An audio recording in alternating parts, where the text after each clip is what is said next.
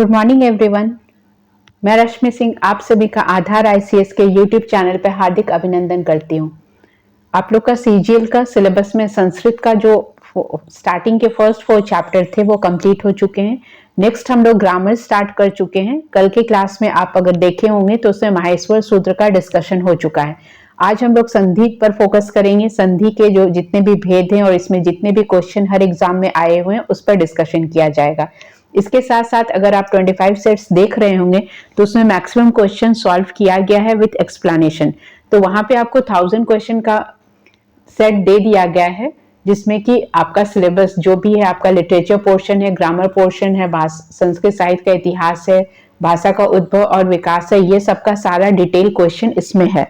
तो जो आज फर्स्ट टाइम चैनल पे विजिट कर रहे हैं, so they are requested to please subscribe the channel and try to watch the complete video. आप वीडियोस को कंप्लीट देखिए, पूरा देखिए, तभी आपको समझ में आएगा। और जो भी आपको ऐसा लग रहा है कि जहां पे आपको समझ में नहीं आ रहा है या कुछ प्रॉब्लम है, तो आप फ्रीली कमेंट सेक्शन पे कमेंट करके अपना प्रॉब्लम पूछ सकते हैं। ठीक है, तो आज हम लोग क्या पढ़ेंगे? संधि पढ़ेंगे। कल आपका माहेश्वर सूत्र हो चुका है, तो संधि पढ़ने से पहले आप एक बार माहेश्वर सूत्र देख लें, तभी संधि का कुछ कुछ पोर्शन ऐसा है जो आपको समझ में आएगा। क्योंकि ऐसे संधि तो आप स्टार्टिंग से पढ़ रहे होंगे, स्कूल लेवल में भी संधि पढ़ा होगा। उस समय शायद आप रटते थे कि विद्या प्लस आलय विद्यालय रट के पढ़ते थे, लेकिन अब आपको क्या करना, उस चीज को समझ कर पढ़ना है। जैसे किसी भी शब्द में, जैसे अगर हम लोग बोलते हैं विद्यार्थी या शिक्षार्थी या हिमालय ही बोले, देवालय बोले, देवात्मा बोले, तो किसी भी शब्द में जो संधि हुई है उसमें किन वर्णों की संधि हो रही है। संधि से क्वेश्चन क्या कैसा कैसा आ सकता है? या तो आपको शब्द देकर पूछा जाएगा, जैसे स्वागत, स्वागत की संधि विच्छेद करिए, तो दिस इज वेरी इजी, आप कर लेंगे। लेकिन अगर आपसे पूछा जाएगा कि स्वागत में किन 2 वर्णों की संधि हुई है, ये भी बहुत इजी है। आप सु जोड़ आगत करेंगे तो उ प्लस आ मिलके वा बना है। आप इसमें बता सकेंगे कि इसमें किन 2 वर्णों की संधि हुई है और इसमें संधि का कौन सा भेद है। नहीं तो आपसे ये भी पूछा जा सकता है कि संधि जो 3 संधि है, स्वर संधि, व्यंजन संधि, विसर्ग संधि, उसमें से ये किस संधि का एग्जाम्पल है? ये भी इजी है। नेक्स्ट लेवल का क्वेश्चन आ सकता है, आपसे ये पूछा जा सकता है, संधि देकर पूछा जा सकता है, जैसे दक्षिणारण्य। दक्षिणारण्य शब्द में संधि का कौन सा सूत्र लगा है, आपसे ये पूछा जा सकता है। तो जब आप किसी चीज का संधि कर सकते हैं, जब आप जैसे शब्द है दक्षिणारण्य, तो आप संधि करेंगे दक्षिण प्लस आरण्य। तो आप जब संधि किए तो इसमें आप देखेंगे कि किन 2 वर्णों की संधि हुई है। दक्षिण में अ और अरण्य का अ, तो अ प्लस अ मिलके आ बन गया। तो आ बना, तो यहाँ पे आपसे पूछा जा सकता है कि इसमें कौन सा सूत्र लगा है। तो अ और अ मिलके आ बन रहा है, तो यहाँ क्या बन रहा है? दीर्घ स्वर आ रहा है। तो दैट मीन्स यहाँ पे कौन सा सूत्र लगेगा? अक सवर्णे दीर्घ।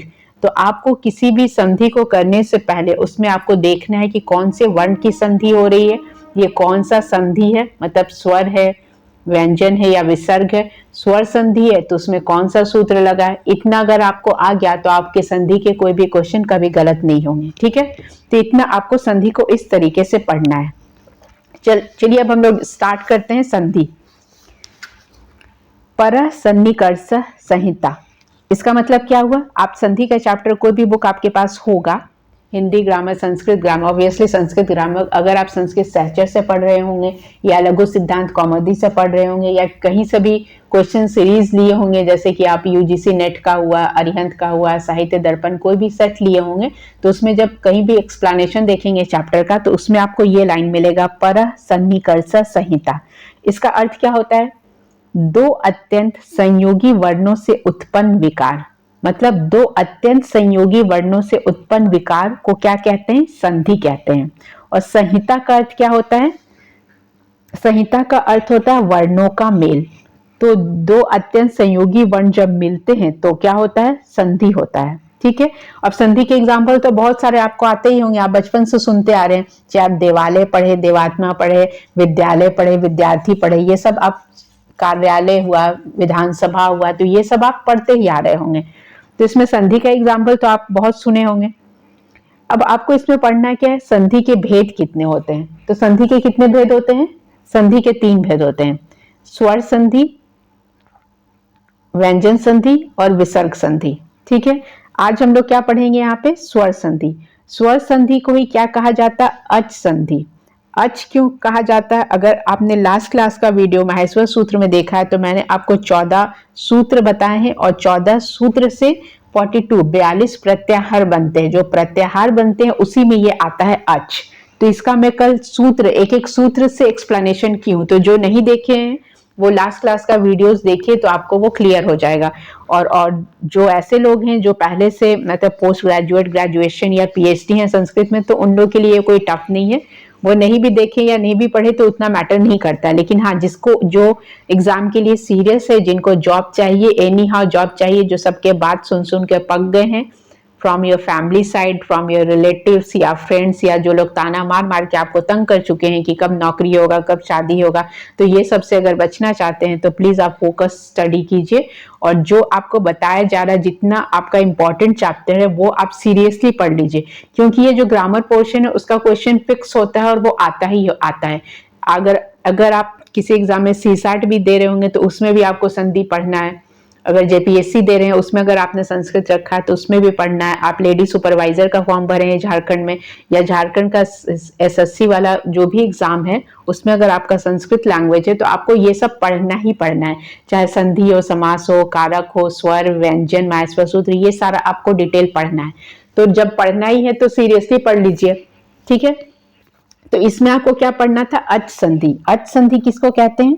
तो ये क्वेश्चन जो है, स्वर संधि को ही अच संधि कहा जाता है।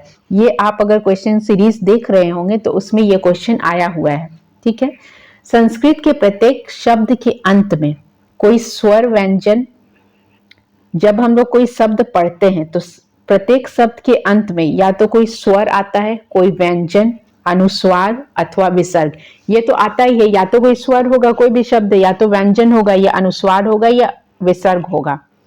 और उस शब्द के आगे किसी दूसरे शब्द के होने से जब उनका मेल होता है, मतलब एक शब्द है और एक और शब्द है, उन दोनों को जब मिलाया जाता है तब पूर्व शब्द के अंत वाले, जो पहला शब्द है उसका अंत वाले, और बाद जो सेकेंडरी है, जो दूसरा शब्द है उसके प्रारंभ के स्वर, व्यंजन, विसर्ग या अनुस्वार, किसी में कोई भी परिवर्तन आता है तो उस परिवर्तन को हम लोग क्या कहते हैं? संधि कहते हैं। समझ गए?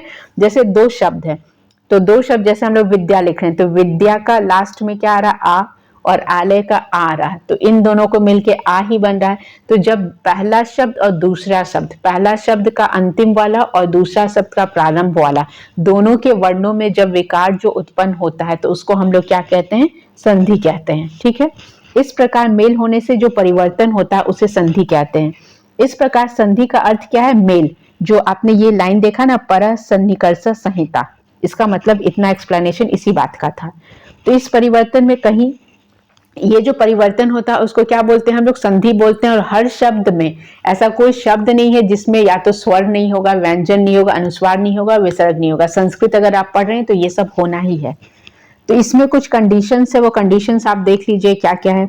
दो स्वरों के स्थान पर, दो स्वर दिया हुआ है उसके स्थान पर अगर नया स्वर आता है, जैसे शब्द है आपका रमेश, तो इसका संधि तो बहुत इजी है, बचपन से सुनते आ रहे होंगे, रमा प्लस इस। तो रमा प्लस इस में आप क्या देखेंगे? रमा में माँ मतलब आ, और जो ईश है, ईश में जो दीर्घ ई है, तो ई और आ मिलके क्या बन गया? ए बन गया है। तो माँ में स्थित आ तथा ईश के ई के स्थान पर नया स्वर क्या आया है? ए आया है, तभी वो क्या बना है? रमेश, ठीक है।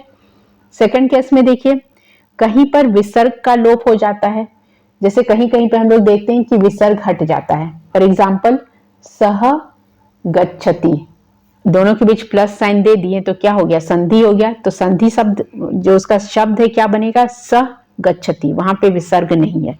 यहाँ विसर्ग के, यहाँ सह के विसर्गों का लोप हो गया है। थर्ड कंडीशन देखिए, कहीं पर दो व्यंजनों के बीच नया व्यंजन आ जाता है। तो थर्ड केस में क्या है? दो व्यंजनों के बीच नया व्यंजन आ जाता है, जैसे धावन प्लस अश्व। तो इसका जब संधि होगा तो क्या बनेगा? क्या बनेगा? धावन अश्व, मतलब न संयुक्त अश्व बनेगा। यहाँ एक न का अतिरिक्त आगम हो गया है। तो यहाँ पे क्या है, एक एक्स्ट्रा न आया है। आप यहाँ पे ऐसे नहीं बोल सकते, ये जो आप लोग बोलते हैं ना कि आधा न, पूरा न, ऐसे नहीं बोलना चाहिए, ये है ग्रामेटिकल मिस्टेक। अगर आप किसी चीज को पढ़ रहे हैं तो सही तरीके से पढ़िए। जैसे न संयुक्त बोलेंगे, आधा न, पूरा न, ऐसे नहीं बोलेंगे। अगर आप इसका सही में वर्तनी पढ़ते हैं तो इस तरीके से पढ़ा जाएगा, न संयुक्त। क्योंकि आधा पूरा क्या होता है, अगर आपको ग्रामेटिकली पूरा ग्रामर का नॉलेज होना है तो आप इस तरीके से पढ़िए, ठीक है। यहाँ न का अतिरिक्त आगम हो गया है, तो ये आपका थर्ड कंडीशन था। थर्ड कंडीशन क्या था, कहीं पर दो व्यंजनों के बीच नया व्यंजन आता है, जैसे धावन प्लस अश्व, तो यहाँ पे क्या हो गया, एक अतिरिक्त न आ गया है, ठीक है। अतः तत्व विशेषता के कारण इसे क्रमशः स्वर संधि, विसर्ग संधि तथा व्यंजन संधि कहा जाएगा। तो जैसे जैसे चेंज होंगे, या स्वर में चेंज हो रहा है, या व्यंजन में चेंज हो रहा है, या विसर्ग में चेंज हो रहा है, जो भी चेंजेस आ रहा है अकॉर्डिंगली उसको हम लोग क्या कहेंगे, स्वर संधि, विसर्ग संधि या व्यंजन संधि, ठीक है। अर्थात स्वर के साथ स्वर के मेल, जब स्वर के साथ स्वर का मेल होगा तो जो रिजल्ट बनेगा उसको हम लोग क्या कहेंगे, स्वर संधि। इसी का दूसरा नाम क्या है, अच संधि। तो आप इसमें कंफ्यूज ये नहीं होइएगा कि संधि के 4 भेद हैं, संधि के कहीं भी 4 भेद नहीं है, संधि के 3 ही भेद हैं, स्वर संधि, विसर्ग संधि, व्यंजन संधि, और अच संधि को ही स्वर संधि कहा जाता है, ठीक है। इसका दूसरा नाम ही क्या है, अच संधि है। तो ये आप याद रखिएगा। यहाँ अच प्रत्याहार है, तो कल अगर आपने माहेश्वर सूत्र देखा है तो उसमें मैंने प्रत्याहार अच्छे से समझाया है। अच प्रत्याहार में क्या होता है, इसके अंतर्गत अ, ई, उ, री, ली, ए, औ, ये क्या है, 14 माहेश्वर सूत्र जो कल मैंने आपको बताया था वो वाला, जो स्वर आते हैं। तो माहेश्वर सूत्र में अ से लेके च तक के सभी वर्ण आते हैं। माहेश्वर सूत्र आप पढ़ेंगे तो उसमें अ से लेके च तक के क्या हो जाएंगे, सभी वर्ण आते हैं। और जो स्वर हैं, तो बीच में प्रयुक्त होने वाले ण, क, अंग, च की हलंत्यम सूत्र से इत संज्ञा होकर लोप हो जाती। कल आप पढ़े होंगे माहेश्वर सूत्र में, उसमें हलंत्यम सूत्र से क्या होता है, इत संज्ञा होता है और लोप हो जाता है, ठीक है। तो ये जो स्वर संधि है या अच संधि है, इसके जो है कुछ भेद हैं, तो वो भेद आपको उसके सूत्र के साथ पढ़ने हैं, ठीक है। तो पहला सूत्र क्या है, अक सवर्णे दीर्घ। अक सवर्णे दीर्घ, अक मतलब क्या हो गया, अक एक प्रत्याहार है जो कि कहां से कहां तक है। अक प्रत्याहार के वर्ण जो हैं अ, ई, उ, री, ली के पश्चात यदि सवर्ण आता है, इनके पश्चात अगर सेम वर्ण आता है तो दोनों को मिलकर दीर्घ आदेश हो जाता है। तो दोनों मिलकर क्या हो जाएगा, दीर्घ हो जाएगा। यहाँ सवर्ण से अभिप्राय तुल्यास से प्रयत्नम सवर्णम परिभाषा के अनुसार अ का सवर्ण अ और आ ही होगा। कल आपने एक और सूत्र पढ़ा था, तुलास से प्रयत्नम सवर्णम, तो उसके अनुसार क्या हो जाएगा, अगर अ और अ है तो आ होगा, ठीक है। जैसे आप सूत्र देखिए, अ प्लस आ बना है। एग्जाम्पल, अ प्लस अ का एग्जाम्पल आप देखिए, जैसे कि आप अगर पढ़ते हैं हिमालय, तो हिम में अ और आलय का आ, तो अ प्लस आ मिलके यहाँ पे आ हो गया हिमालय। और सेम अ प्लस अ देखते हैं तो सुरारी। सुरारी में आप देखिए सु प्लस आरी, सुरारी। तो आप इसको र को तोड़ेंगे तो र में अ आया है और अरी का अ, तो दोनों अ मिलके क्या हो गया, आ बन गया है, ठीक है। अगर आप ऐसा भी एग्जाम्पल देखते हैं, अ प्लस अ, आप देखिए तो रामायण शब्द का आप संधि कीजिए तो राम प्लस ऐनम, तो राम का अ और ऐनम का अ मिलके क्या, आ बन गया है, ठीक है।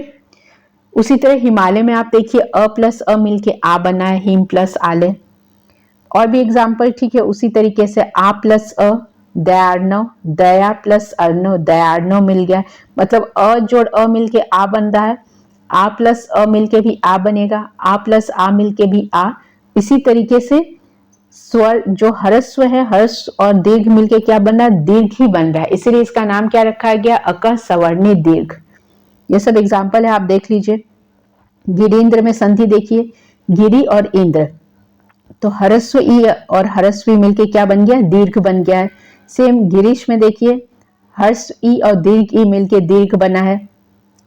सुधींद्र में दीर्घ ई और हर्ष ई मिलके सुधींद्र बना। श्रीश, दोनों में दीर्घ ई है और इसका जो रिजल्ट है वो भी श्रीश बना है, दीर्घ बना है। उसी तरीके से गुरुपदेश, इसकी संधि कीजिए वधूत्सव, लघु उर्मी। तो इसमें आप देखेंगे सवर्ण का ही संधि हो रहा है, इसलिए इसको हम लोग क्या बोलते हैं, अक सवर्ण दीर्घ, और जो रिजल्ट हो रहा है वो दीर्घ में ही बन रहा है। ठीक है।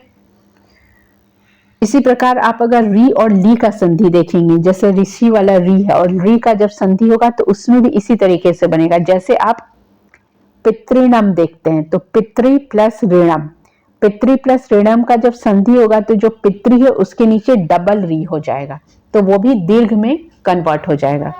तो ये था अक सवर्ण दीर्घ। इससे क्वेश्चन बहुत आता है, आपसे कोई शब्द देकर पूछा जाएगा, जैसे वधूत्सव देकर पूछा जा सकता है कि इसमें कौन सी संधि है, वृद्धि संधि है, यण संधि है, या गुण संधि है, या अक सवर्ण का कौन सा सूत्र लगा है, ये आपसे पूछा जा सकता है। ठीक है। नेक्स्ट हम लोग आते हैं इको यणची में। तो ये आपके जो स्वर संधि के भेद थे, स्वर संधि के जो 5 भेद है वो आपको पढ़ने हैं। कौन कौन से 5 भेद हैं? स्वर संधि के 5 भेद में कौन कौन से भेद आते हैं? दीर्घ संधि, यण संधि, गुण संधि, वृद्धि संधि और अयादि संधि। तो हम लोग एक एक संधि का क्या पढ़ रहे हैं? सूत्र के साथ पढ़ रहे हैं। ठीक है। तो अब ये आपका इको यणची है। इको यणची में देखेंगे क्या है, संहिता के विषय में इक प्रत्याहार के वर्णों को यण आदेश हो जाता है। मतलब इक प्रत्याहार, जो आप प्रत्याहार पढ़ेंगे उसमें जो इक प्रत्याहार होता है उसको यण आदेश हो जाता है। बाद में अच प्रत्याहार का कोई वर्ण हो तो, अर्थात इक प्रत्याहार में ई, उ, री, ली ये 4 वर्ण आते हैं। यदि इनके बाद कोई भिन्न स्वर आए तो इन्हें क्रमशः ई को य में, उ को व में, री को र में और ली को ल आदेश हो जाता है। फिर से देखिए कैसे होता है ये।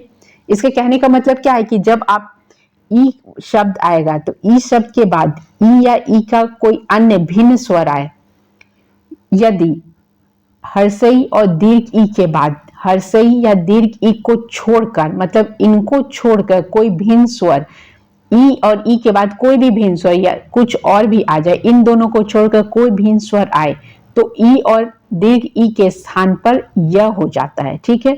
उसी प्रकार दीर्घ उ और हर्ष उ के बाद हर्ष या दीर्घ उ को छोड़कर कोई भी भिन्न स्वर आए तो उ के स्थान पर क्या हो जाएगा? व हो जाएगा।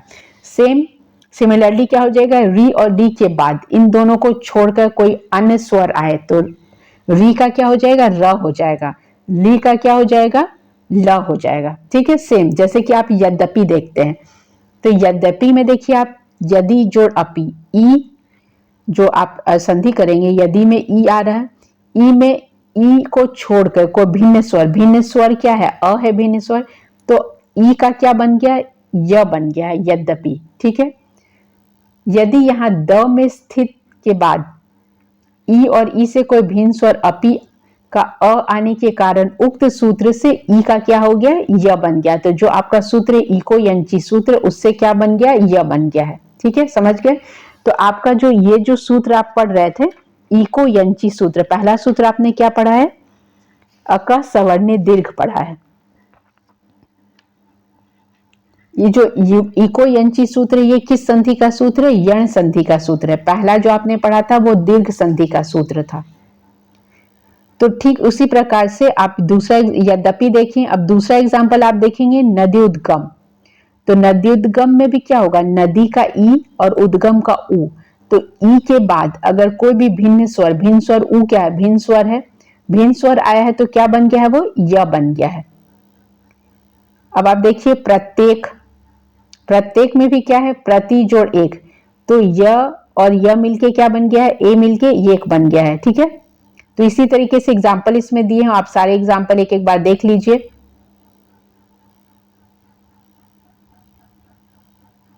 ये हम लोग क्या कर रहे हैं? यण संधि पढ़ रहे हैं। तो यण संधि के कितने एग्जाम्पल इसमें दिए हुए हैं?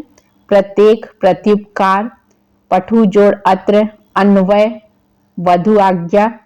तो इसमें आपसे क्वेश्चन पूछा जा सकता है कि जैसे कि अन्वय में कौन सी संधि हुई है, मध्यवारी में कौन सी संधि हुई है। जैसे आप पितृ इसमें देख रहे हैं, री और री का देखिए, पितृ प्लस उपदेश, तो पितृ और री मिलकर क्या हो गया है? री और री मिलके इसमें डबल री की मात्रा हो गया, यहाँ पे थोड़ा प्रिंटिंग मिस्टेक है। जैसे धात्रिंस, धात्रांश, तो धात्री प्लस अंश, तो धात्री का री और अ दोनों मिलके क्या हो गया, धात्रांश, र में बदल गया है। समझ गए आप ये? तो पहला आपने क्या देखा, पहला कौन सा सूत्र आप पढ़े, ऊपर देखिए अकर सवर्ण दीर्घ हो गया आपका, अकर सवर्ण दीर्घ के बाद इको यंची पढ़े।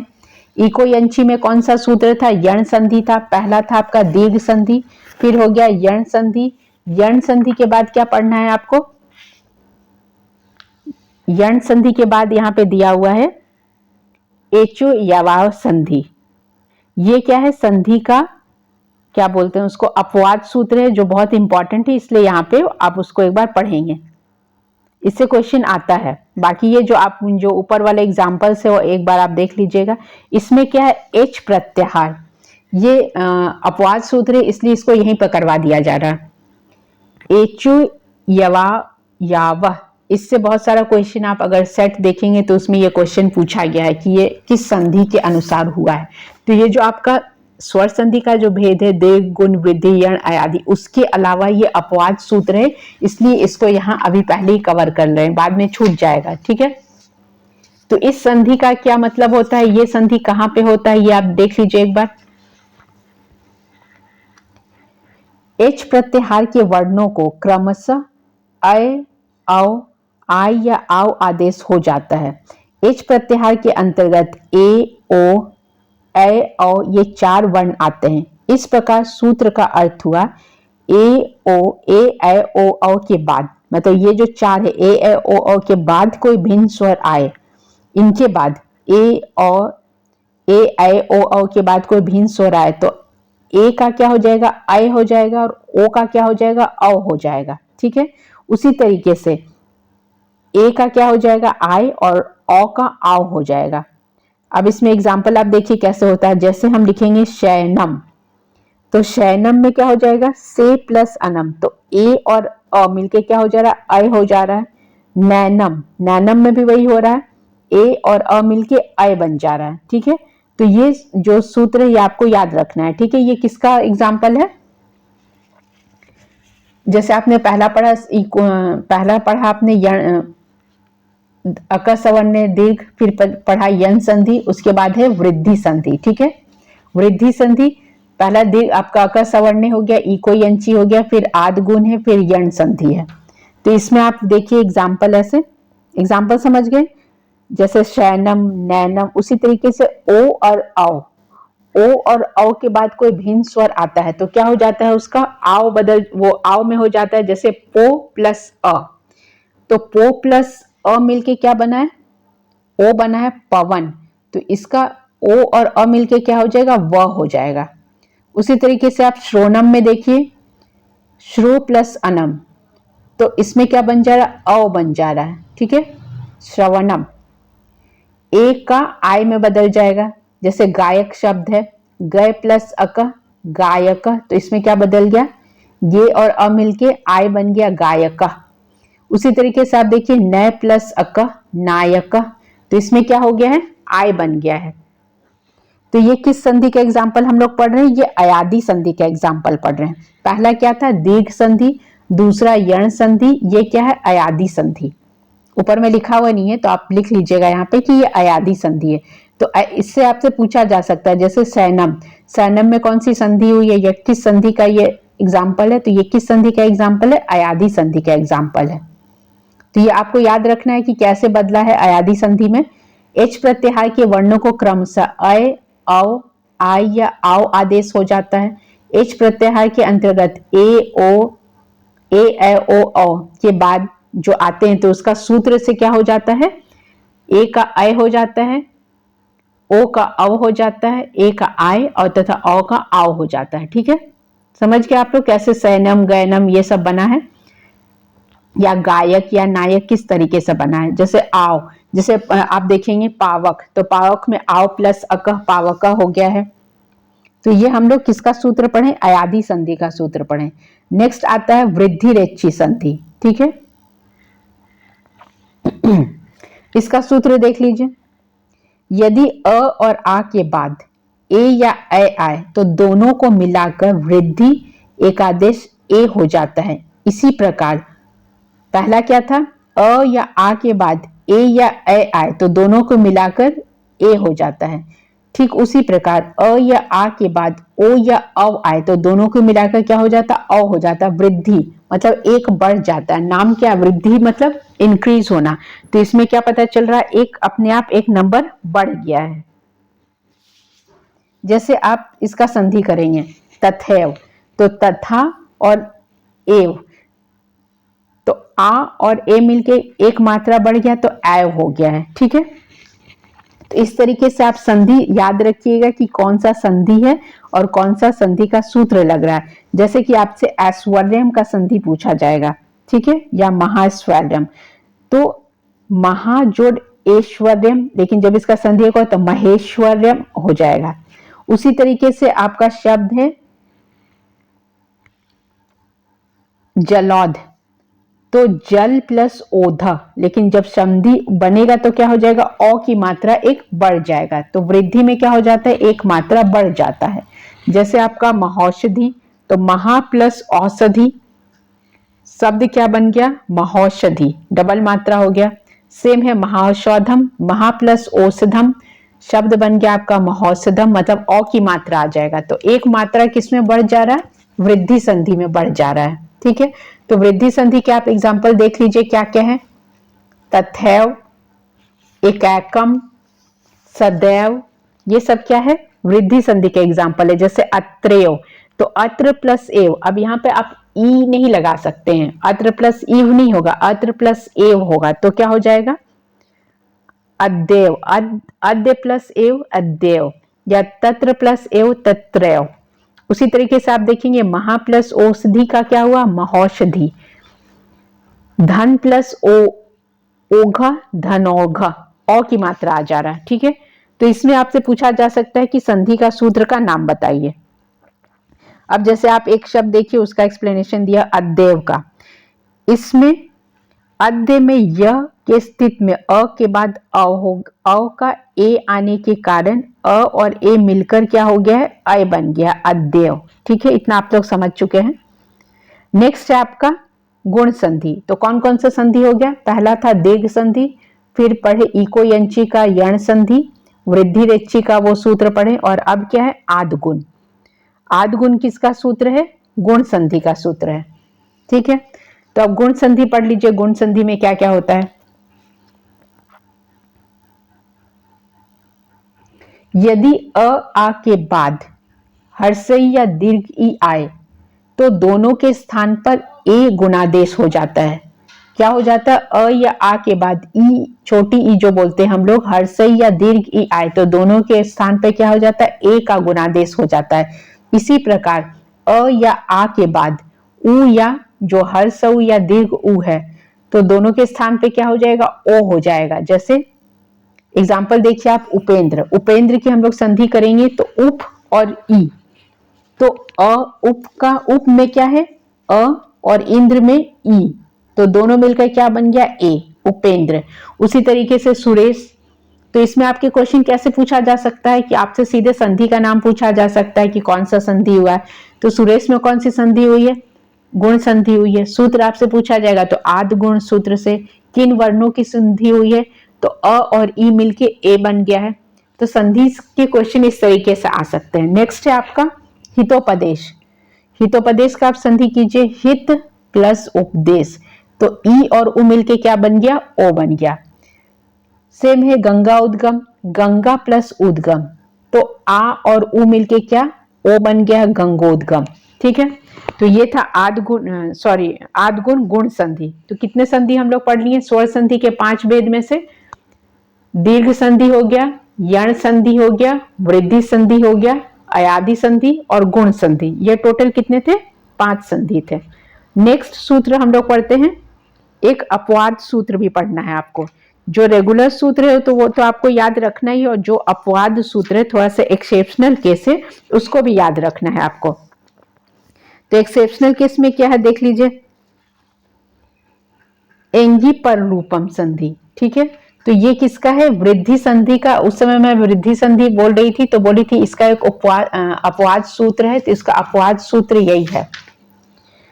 यह वस्तुतः वृद्धि रेचि सूत्र का अपवाद सूत्र है, किंतु सामान्यतः इसमें पर रूप संधि भी हुई है। इसमें क्या बोला जाता है? इसको वृद्धि रेचि का अपवाद बोला जाता है या पर रूप संधि भी बोला जाता है। इसमें आपके क्वेश्चंस आते हैं कि आपको संधि का शब्द दे दिया जाएगा और पूछा जाएगा कि कौन सा संधि है।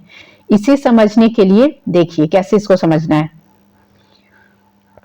वृद्धि रेचि सूत्र डालनी होगी, जैसे अ और आ, ए और ए, तो अ आ प्लस ए मिलके क्या बनेगा? ए बनेगा।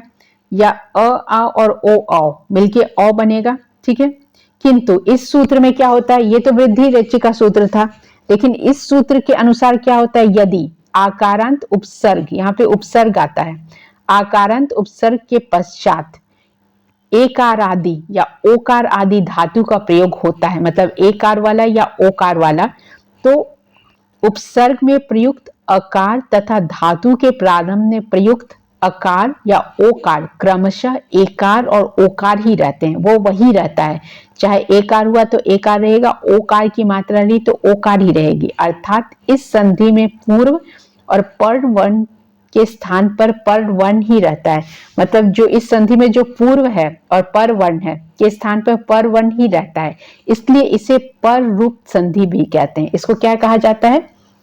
पर रूप संधि भी कहा जाता है इसको। इसका एग्जाम्पल देखिए, इसको कैसे कहा जाएगा। जैसे उपसर्ग का ए प्लस ए, अ वाला शब्द और ए वाला शब्द जो धातु है का ए होगा, और उपसर्ग अ है और ओ है, मतलब अ और ए है तो क्या ए हो गया, और अ और ओ है तो धातु का ओ हो गया। वृद्धि संधि और इसमें केवल दो भिन्नता है। ये जो हम लोग अपवाद कर रहे हैं, तो अपवाद में कौन सा, इसमें जो पर रूप संधि है उसमें डिफरेंस क्या है?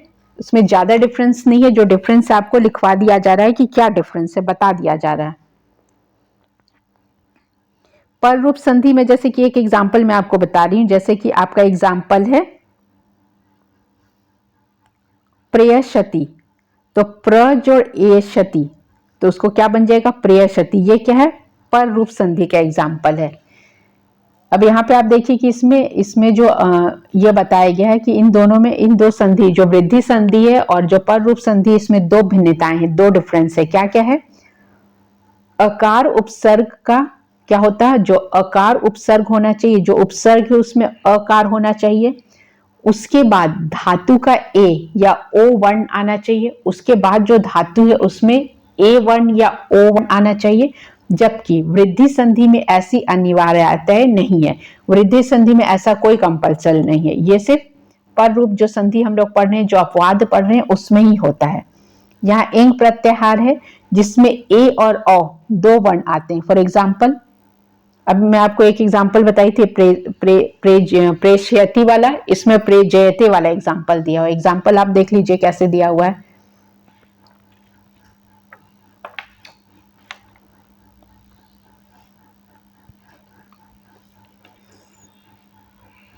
शब्द है आपका उप जोड़ ओषति, तो उप का आप देखिए क्या हुआ है, उप का अ है और ओषति का ओ है, तो दोनों मिलकर क्या बन गया? उपोषति। ऊपर वाला एग्जाम्पल आप देखिए, प्र प्लस ए जते, अ और ए मिलके ए बना है, पर रूप एकादेश हुआ है प्रेजते। ठीक है, तो ये इसका क्या था? अपवाद सूत्र था। नेक्स्ट आ जाइए, नेक्स्ट है एंग पदानदति। ये भी इंपॉर्टेंट है, कुछ कुछ सूत्र बहुत इंपॉर्टेंट है जो आपको पढ़ने हैं। एंग पदानदति इंपॉर्टेंट सूत्र है। इससे पहले जो अकर सवर्ण दीर्घ आप पढ़े वो भी इंपॉर्टेंट था। इसमें देखिए क्या है सूत्र इसमें, यदि किसी पद के अंत में एंग प्रत्याहार का वर्ण ए या ओ आए तथा उसके पश्चात अकार का प्रयोग हो, तो इन दोनों वर्णों को, ये दो आपके वर्ण है, ए प्लस ए आए, ओ प्लस ओ, पूर्व रूप एकादेश हो जाता है। मतलब पूर्व रूप जो पहला वाला रूप है वही एकादेश हो जाता है। यहाँ अ का अस्तित्व को बताने के लिए एस अंग्रेजी मात्रा का चिन्ह दिया हुआ है, जो आप लुत्फ स्वर में भी देखते हैं, इस तरीके से साइन दिया रहता है। तो यहाँ जो अ के अस्तित्व मतलब यहाँ पे अ प्रेजेंट है उसको दिखाने के लिए एस जो है उसका साइन दिया जाता है, उसका सिंबल दिया जाता है। यद्यपि व्याकरण की दृष्टि से इस चिन्ह की अनिवार्यता नहीं है। अगर आप ग्रामेटिकली देखें तो ये नहीं भी देंगे तो चलेगा। यहाँ पूर्व और पर दोनों वर्णों में पूर्व वर्ण शेष रहता है। इन दोनों में क्या होता है, जो पूर्व वर्ण है पहला वाला वो शेष रहता है, इसलिए इसे पूर्व रूप संधि भी कहा जाता है। फॉर एग्जाम्पल आप देखिए हरे प्लस एव, तो हरे प्लस एव में कौन दो वर्णों की संधि हुई है, ए और अ। ए और अ मिलके ए बना है हरेव। अब जब हम लोग हरेव लिख लें तो ह र में एक ही मात्रा व भी लिख सकते हैं या ऐसे भी लिख सकते हैं, हरे और अ का साइन देके व, हरेव दोनों तरीके से लिखा जा सकता है। जैसे वनेत्र, वन वने और अत्र, वनेत्र भी डायरेक्ट लिखेंगे और या वने प्लस अत्र भी लिख सकते हैं। ठीक है, तो ये क्या है, पूर्व रूप संधि। नेक्स्ट एग्जांपल देखिए ओ प्लस आ का, बलो प्लस अवदत, ओ और अ मिलके क्या बना, ओ ही बना है, तो बोलो वदत हो गया है। बालो प्लस अवदत, बालो अवदत हुआ है, या फिर इसी को बालो प्लस एस का साइन दे के अवदत लिखा गया है। पढ़ा दोनों को एक ही तरीके से जाएगा। नेक्स्ट एग्जाम्पल है लोको प्लस अयम, ओ प्लस मिलके ओ बना है, तो इसको लोकोयम भी लिख सकेंगे या लोको अयम भी लिख सकेंगे, अ अलग से भी दे सकते हैं।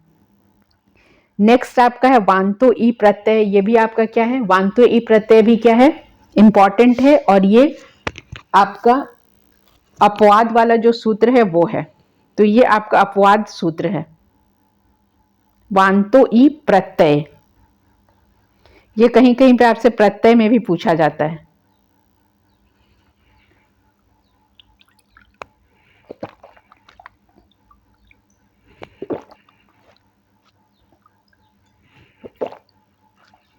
अभी जो आप चैप्टर पढ़ रहे हैं मोस्ट इंपॉर्टेंट है, क्योंकि एक बार संधि समझ लिए तो फिर संधि से रिलेटेड कोई भी क्वेश्चन गलत नहीं होगा।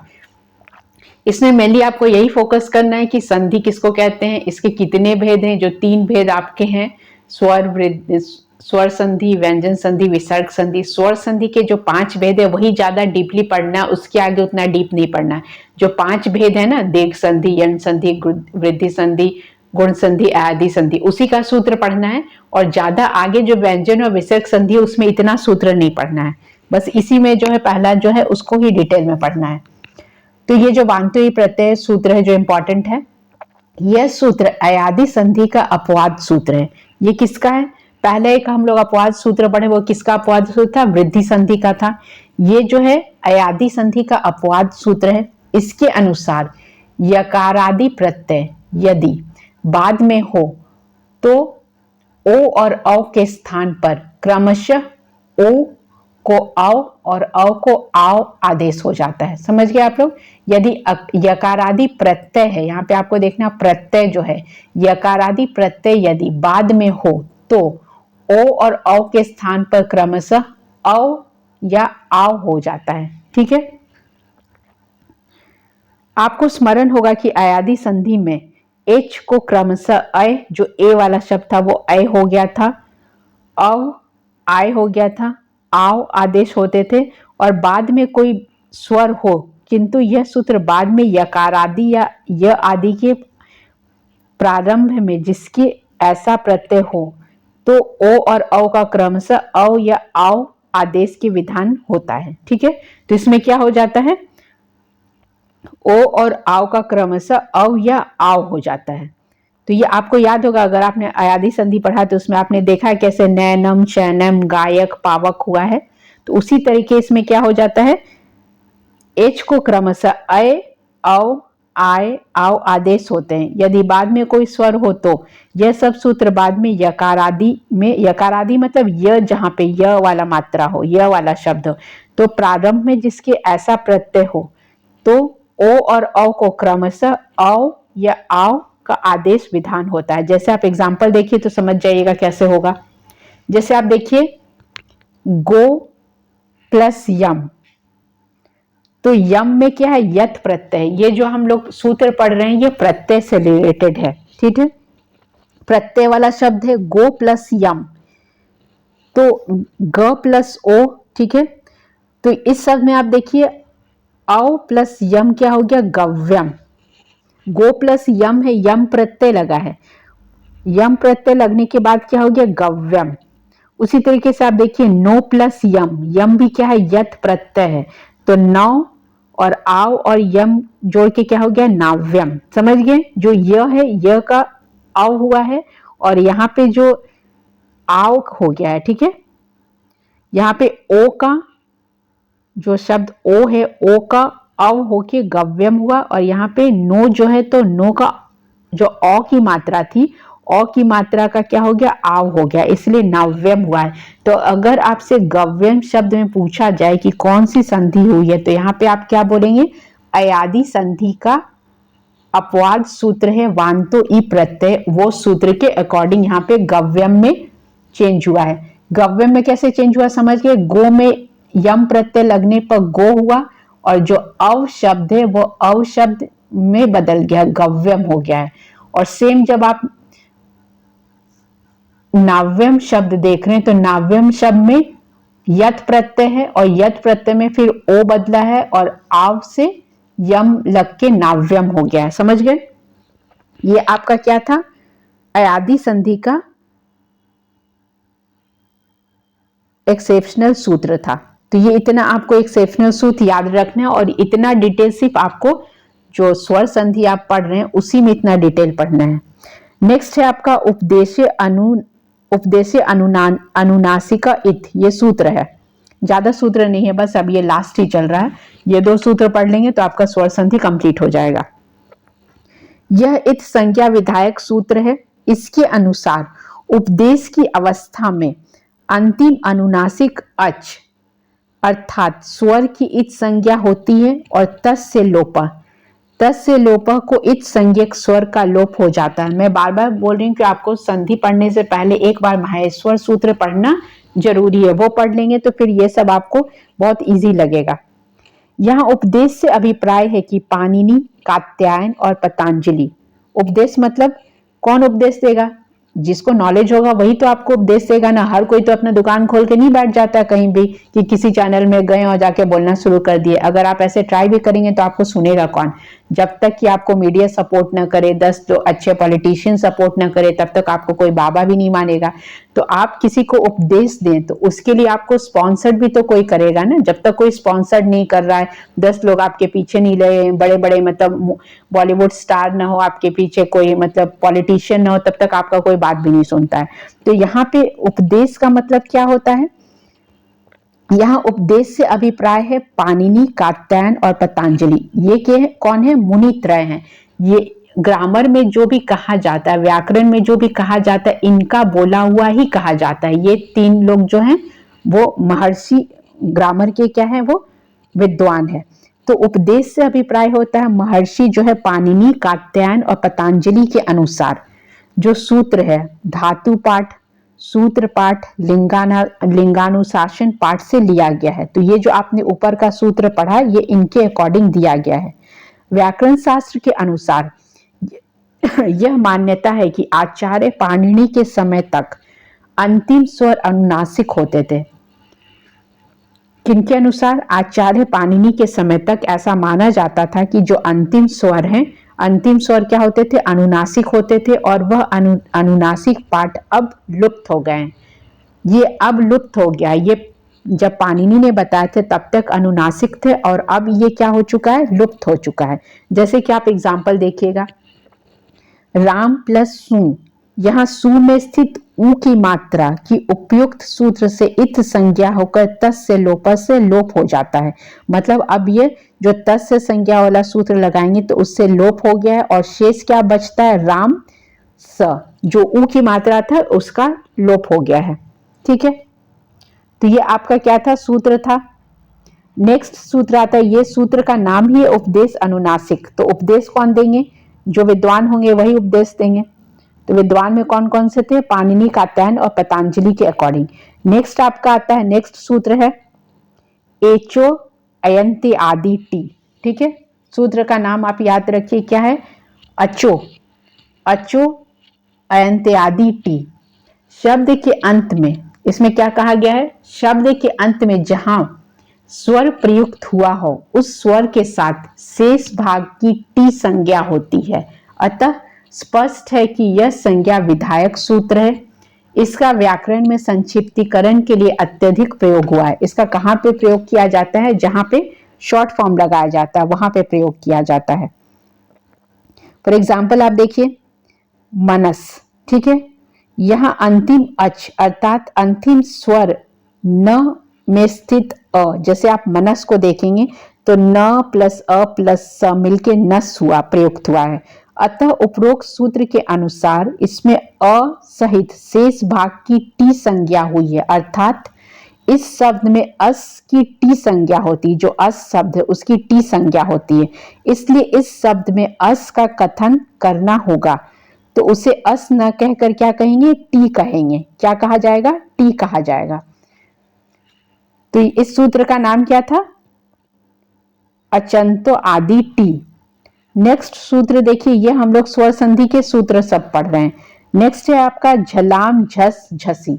ये आप व्यंजन संधि में भी पढ़ेंगे। ये सूत्र यद्यपि यहाँ पे बता दिया गया है कि व्यंजन संधि का ही सूत्र है, लेकिन इसको हम लोग स्वर संधि में भी पढ़ते हैं क्योंकि यहाँ पे भी जरूरत है, इसलिए पढ़ते हैं। यह सूत्र यद्यपि व्यंजन संधि से संबंधित है किंतु अच संधि प्रकरण में भी, अच संधि मतलब स्वर संधि, ठीक है, ध्यान रखिएगा, किंतु अच संधि प्रकरण में भी उपयोग होने से इसका उल्लेख यहाँ किया गया है। सूत्र के अनुसार झलो को झस हो जाता है। आप अगर कल माहेश्वर सूत्र पढ़े होंगे तो उसमें देखे होंगे कि कैसे ये चेंज होता है। इस सूत्र के अनुसार झलो को झस हो जाता है। झस परे होने पर यहाँ झल शब्द जो है, झल जस झस प्रत्याहार बनते हैं। कौन कौन से? झल जस और झस प्रत्याहार हैं।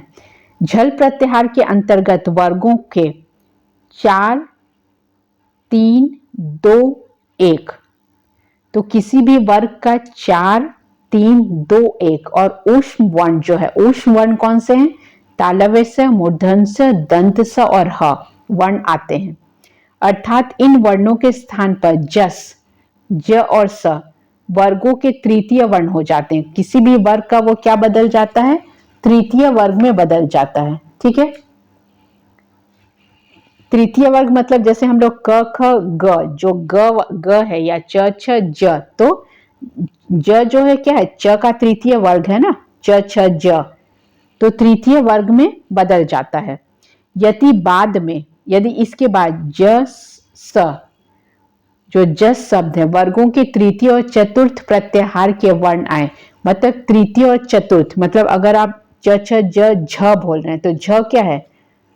तृतीय है ना, च छ ज झ, तृतीय या चतुर्थ प्रत्याहार वर्ण आए तो जस के पंचम वर्ण होते हैं। तो पंचम वर्ण में क्या हो जाता है? जो हम लोग ज ब ग ड द श कल आप सूत्र पढ़े थे उसमें देखिए पंचम वर्ण होते हैं। ज ब ग ड द स में कौन सा होगा? तो इसका निर्धारण स्थानीय अंतरम सूत्र करता है। स्थानीय अंतरम सूत्र आप पढ़े हैं कल, जो आप पढ़े होंगे स्थानीय अंतरम सूत्र, तो इसके लिए माहेश्वर सूत्र आपको बार बार याद रखना होगा। इसलिए मैं बार बार बोल रही थी कि संधि पढ़ने से पहले आपको उच्चारण स्थान और माहेश्वर सूत्र एक बार देख लेना है। अर्थात उच्चारण आदि की दृष्टि से जो अधिक निकट होगा वही आदेश होगा, ठीक है।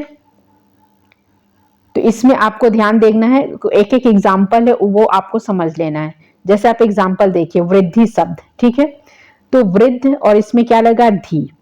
वृद्ध में अंतिम क्या है? वृद्ध में आप क्या देख रहे हैं? ध है, ठीक है।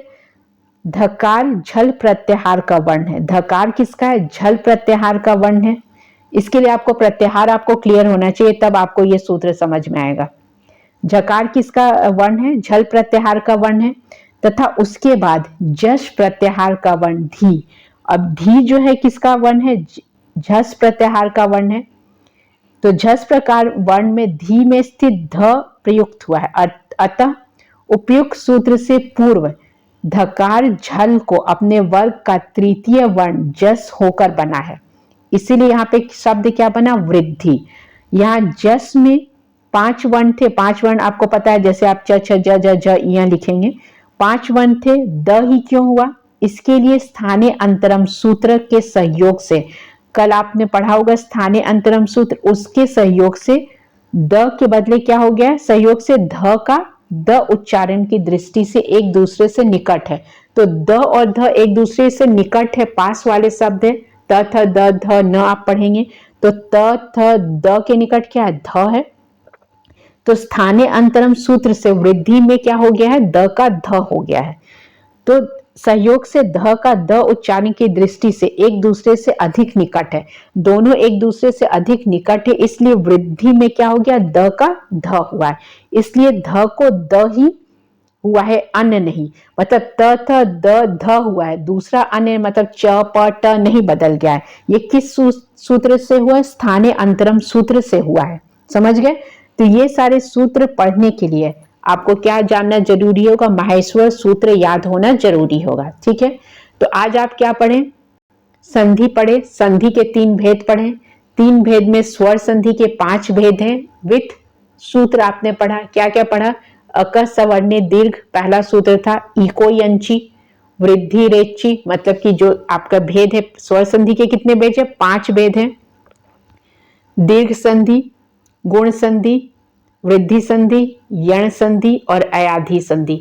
तो आप इनके सारे सूत्र भी पढ़ें और कुछ जो एक्सेप्शनल सूत्र थे वो भी पढ़ें। तो ये सारे सूत्र को आप बार बार पढ़िए, क्योंकि बहुत सारा क्वेश्चन इसी चैप्टर से आता है। कम से कम 5 से 10 क्वेश्चन आप मानकर चलिए कि इससे ये क्वेश्चन आएगा। तो आप संधि को अच्छे से पढ़िए, एक एक सूत्र समझा दिया गया विथ एग्जाम्पल, सारे को पढ़िए। नहीं समझ में आए तो आप पूछ सकते हैं।